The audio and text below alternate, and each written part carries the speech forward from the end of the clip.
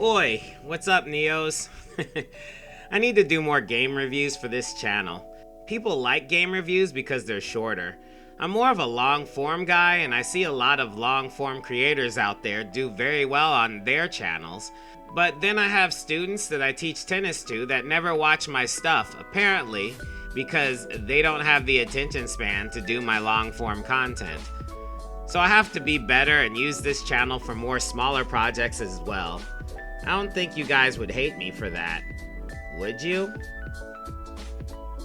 Anyway, let's go ahead and start it off with Alice the Madness Returns game review. By the way, please like and subscribe and leave comments and everything. The algorithm doesn't really like my channel that much, probably because I don't post like a ton of stuff, but you guys heard the whole spiel before, but I mean, look at how many people I got. Come on now. I've been doing this for years, so, you know, if you like it, you like it. Anyway, the first one was more of a third-person shooter, and then you had to deal with the weird animations of Alice staring straight forward towards her target, while her legs are just turning all wonky from side to side. That's usually a no for me, dog. But the way the story came out as a more dark version of the fairy tale that I'm used to, that was awesome. Like, I'm always a fan of a Tim Burton type presentation, where everything kinda sucks for everybody involved, but they're all very normal about it. It's like if you grew up in a town where water was acid, and everybody drank from the water and their face started melting off. They have accepted this reality and decided they're going to stay in the town regardless, and when they talk to you, they don't even acknowledge their melty face. That's what I'm down for. I don't know, it's kind of hard to explain. And sometimes the characters in these video games are above everything that's happening in the world that they're involved in. And this world has two worlds where Alice is trying to get above everything and the worlds are pushing her down.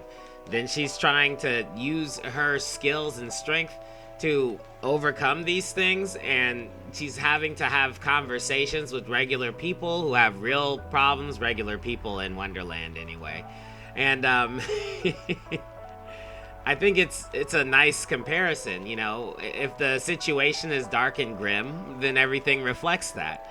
And it really gives a lot of credence to the story. A lot of times things are dark and grim, but there's no real feeling of that sort of situation when you're playing the game.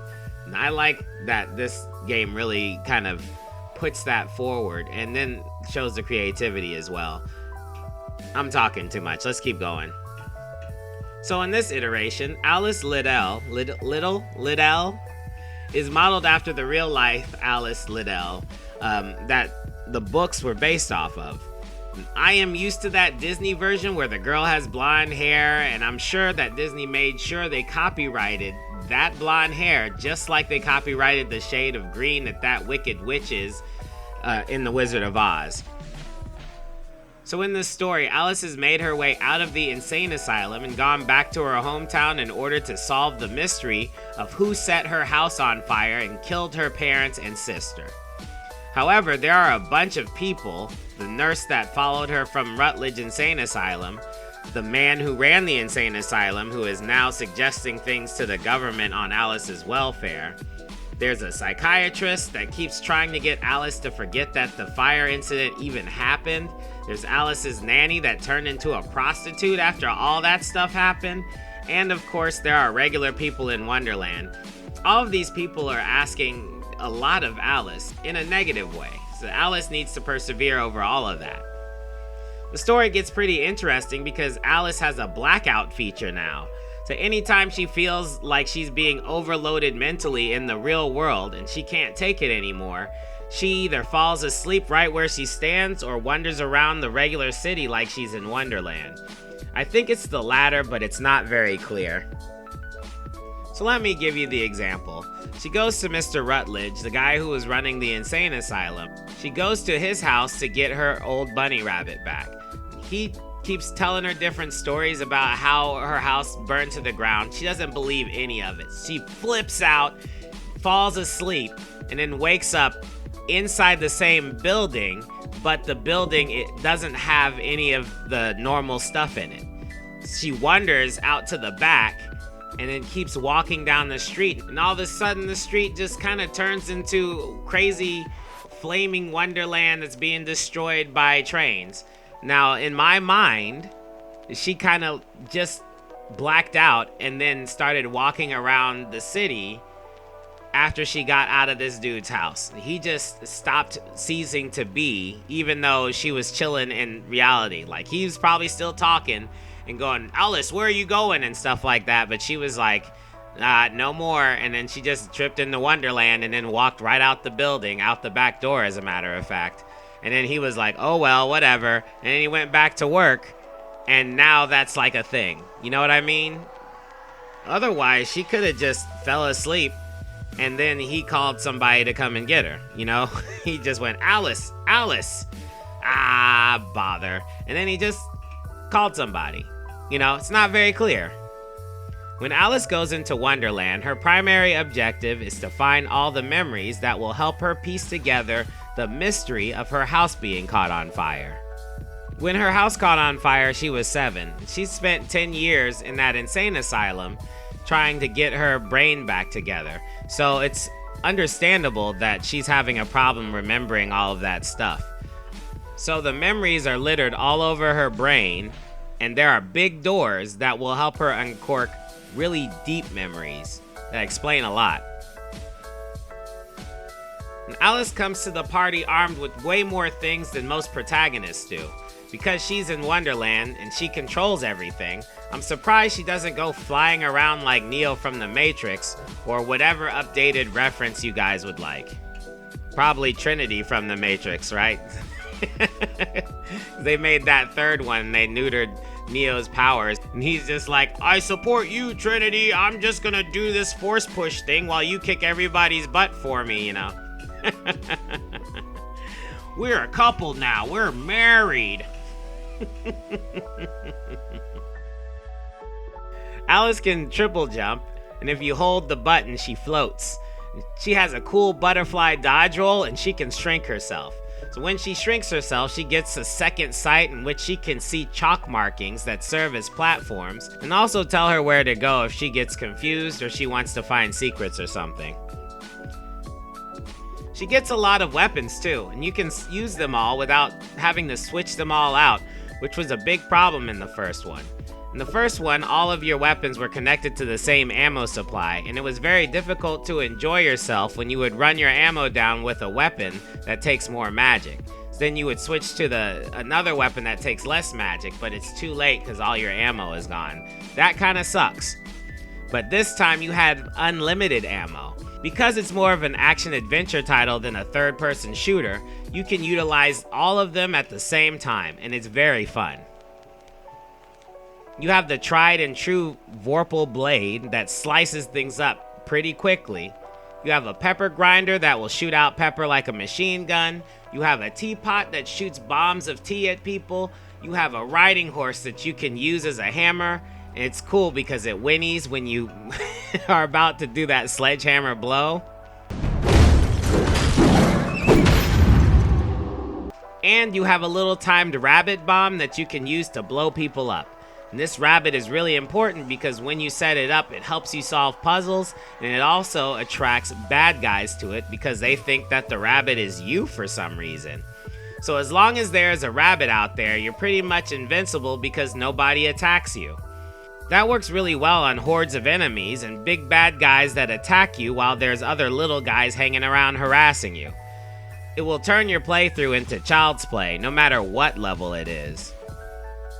I 100%ed this game with all the achievements, and that rabbit really did the trick for most of them. There's a really good variety of bad guys in this game too. A very surprising variety, actually. At first they threw the cliche black goo characters at you, but then they threw a lot of extra characters at you that did primarily the same thing, but had slightly different plans of attack. The stages were very interesting because they all had their own little insular stories connected with them. For instance, there's a stage that had a lot of Oriental stuff, And I'm not just saying that because I can't tell the difference between Japanese things and Chinese things. I think that it was mostly Japanese, but then there was some Chinese things thrown in there, so I have to go with the catch-all of Oriental. So don't come at me in the comments, please. Or you can. You can, well, actually, any of my videos. I don't care. But if you do come in the comments, please try to say something interesting that will enrich my life. When you hit me with that, well, actually, then I want to hear, well, actually, the teapot in the corner wasn't real China. It was actually a Japanese version of China, and they were selling it on eBay. I just happened to look at it the other day and noticed that it was from this game, you know.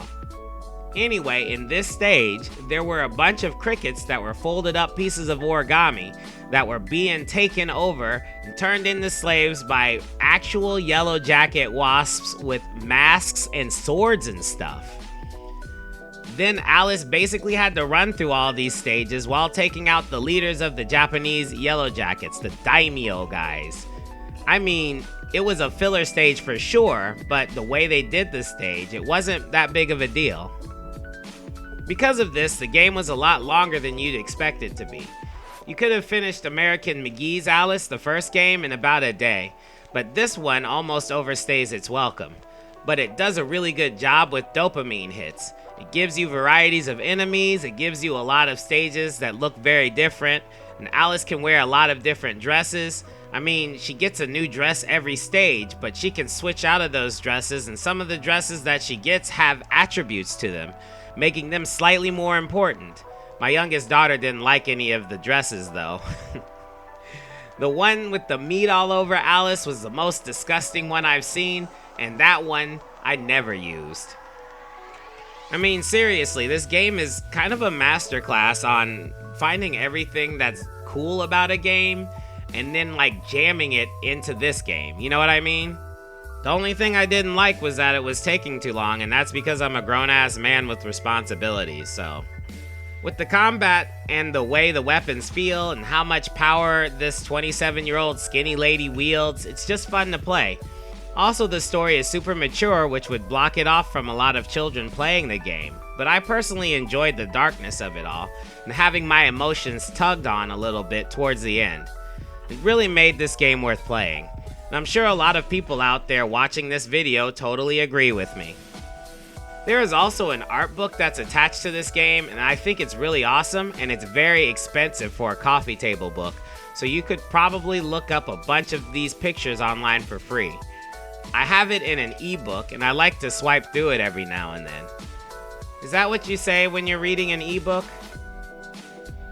Anyway, that's about all I got for this game. I will be doing a video game plot summary very soon, and I hope that you guys will subscribe for that if you haven't already. I would like to thank everybody who requested this game after I did the video review of American McGee's Alice.